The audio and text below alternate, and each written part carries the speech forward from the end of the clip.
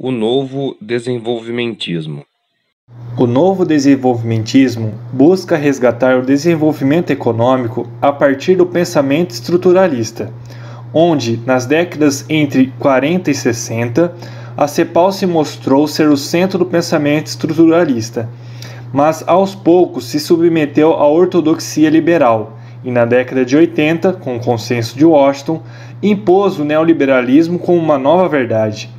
Entretanto, a partir dos anos 2000, as coisas começaram a mudar, quando ficou evidente que o neoliberalismo e a ortodoxia liberal haviam fracassado.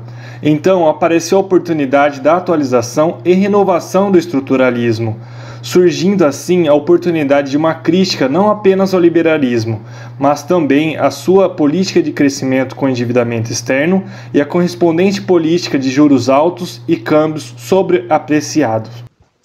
Segundo Paulo Gala, o termo doença holandesa foi cunhado para retratar um fenômeno econômico ocorrido na Holanda nos anos 60 e 70. Neste período, o país descobriu grandes reservas de gás e, com isso, aumentou consideravelmente suas exportações do recurso. Este crescimento das exportações gerou sobreapreciação do câmbio, o que por sua vez implicou na retração do setor de bens comercializáveis holandês, aumento de desemprego e menores taxas de crescimento. A doença holandesa, portanto, afeta a economia em 3 pontos: a apreciação cambial e perda de competitividade das indústrias de bens comercializáveis, a ocupação do espaço das manufaturas e agropecuária pelo setor de recursos naturais e o deslocamento de capital e trabalho para a extração de recursos naturais. Neste contexto, a sobreapreciação do câmbio se dá pelo maior fluxo de divisas gerado pelo aumento das exportações. O aumento da demanda interna, possibilitado pelos ganhos de renda no setor de recursos naturais, implica no aumento do preço dos bens não comercializáveis. Com isso, o setor de bens comercializáveis perde competitividade frente à produção destinada à demanda doméstica e ao setor de recursos naturais, causando o deslocamento de recursos em detrimento daquele setor. A doença holandesa, portanto, além de impactar na sobreapreciação do câmbio, implica em uma mudança desfavorável da alocação de recursos em relação à produção industrial. Bresser Pereira entende que a doença holandesa é causada pela abundância de recursos naturais e humanos baratos, compatíveis com uma taxa de câmbio inferior àquela que viabilizaria as demais indústrias de bens comercializáveis.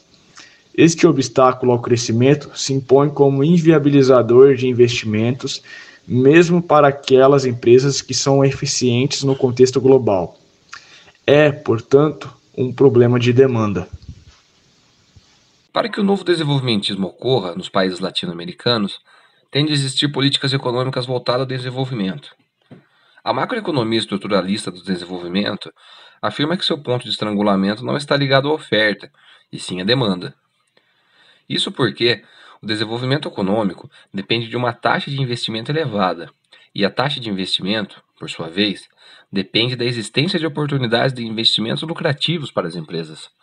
E estas, por conseguinte, dependem da existência da demanda interna e demanda externa. Para analisarmos a tese das restrições externas, temos de entender o porquê da taxa de câmbio continua a se apreciar. A tese da restrição externa diz que a política de crescimento com poupança externa é absolutamente falsa, pois a elasticidade de renda das importações dos países em desenvolvimento é maior do que 1, ou seja, demanda elástica, pois importam bens manufaturados. E a elasticidade de renda das importações em países ricos é menor que 1, ou seja, demanda inelástica, porque tais países importam principalmente commodities. Em países como o Brasil, não ocorre a falta de capitais, e sim uma falta de oportunidades de investimento que tragam os retornos esperados.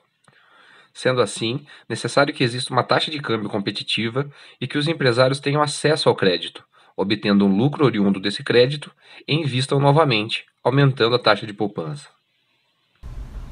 Tanto a teoria econômica neoclássica e sua ortodoxia liberal, quanto o novo desenvolvimentismo, quer assegurar um superávit primário que mantenha a relação dívida-PIB constante. Mas o novo desenvolvimentismo quer, além disso, uma poupança pública que permita ao Estado investir completamente ao setor privado.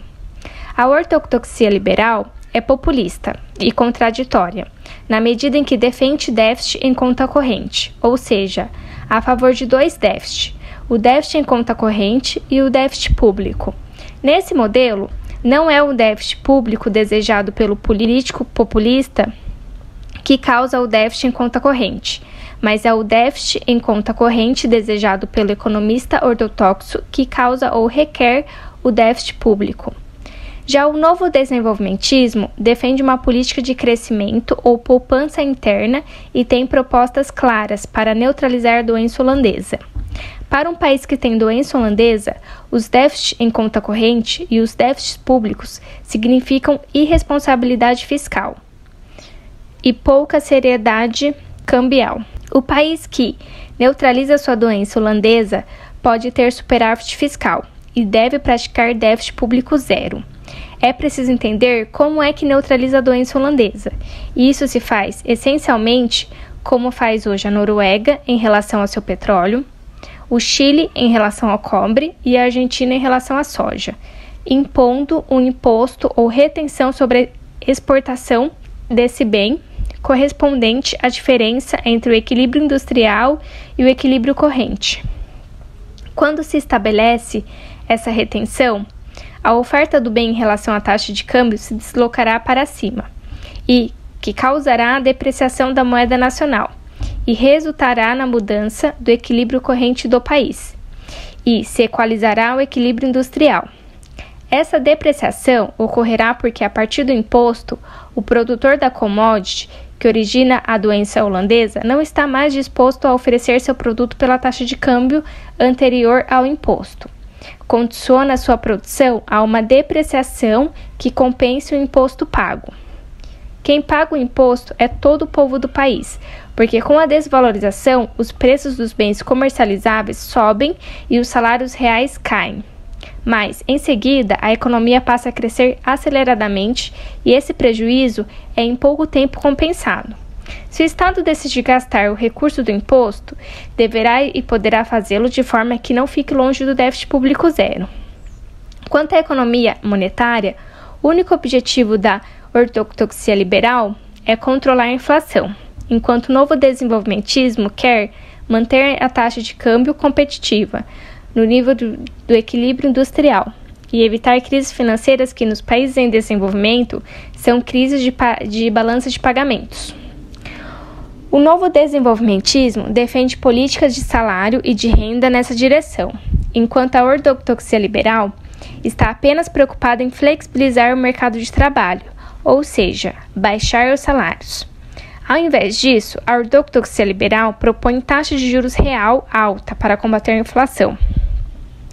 E é preciso rejeitar o fetiche da poupança externa ou buscar crescer da única forma possível com base na poupança interna. Graças a uma taxa de câmbio competitiva, as oportunidades de investimento aumentarão imediatamente para as empresas eficientes. Para que as empresas invistam, basta que os termos de Schumpeter, Sistema Financeiro Nacional, disponibilize crédito para as empresas inovadoras. Desta forma, inovarão, obtendo lucro e promovendo o desenvolvimento econômico do país. A taxa de câmbio no centro da teoria. A taxa de câmbio é colocada pela primeira vez no centro da teoria do desenvolvimento pelos modelos estruturalistas da macroeconomia.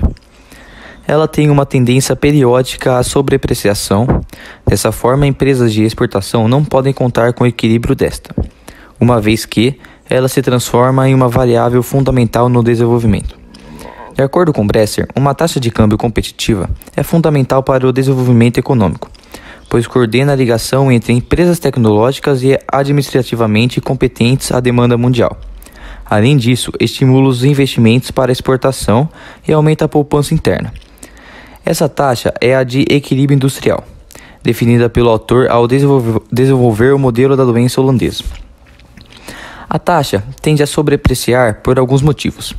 As entradas excessivas de capital causadas principalmente pela equivocada política de crescimento com poupança externa, pelo deslocamento que a doença holandesa causa do equilíbrio industrial para a corrente e pelos métodos de combate à inflação. A tendência sobre a valorização não varia em países em desenvolvimento e nem flutua de forma bem comportada. As crises de balanço de pagamento é que determinam os ciclos. O ciclo começará por uma crise que causará uma desvalorização abrupta na taxa de câmbio. Em seguida, ela vai se valorizar por dois fatores.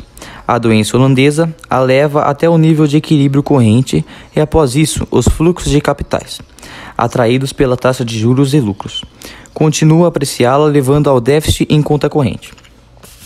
A taxa de câmbio competitiva é fundamental para o desenvolvimento econômico, pois dispõe o mercado externo às empresas competentes, estimula os investimentos para a exportação e aumenta a poupança externa. Se a taxa de câmbio fosse desvalorizada, as empresas que usam tecnologia não seriam competitivas em um plano internacional em um país que não sofra a doença holandesa.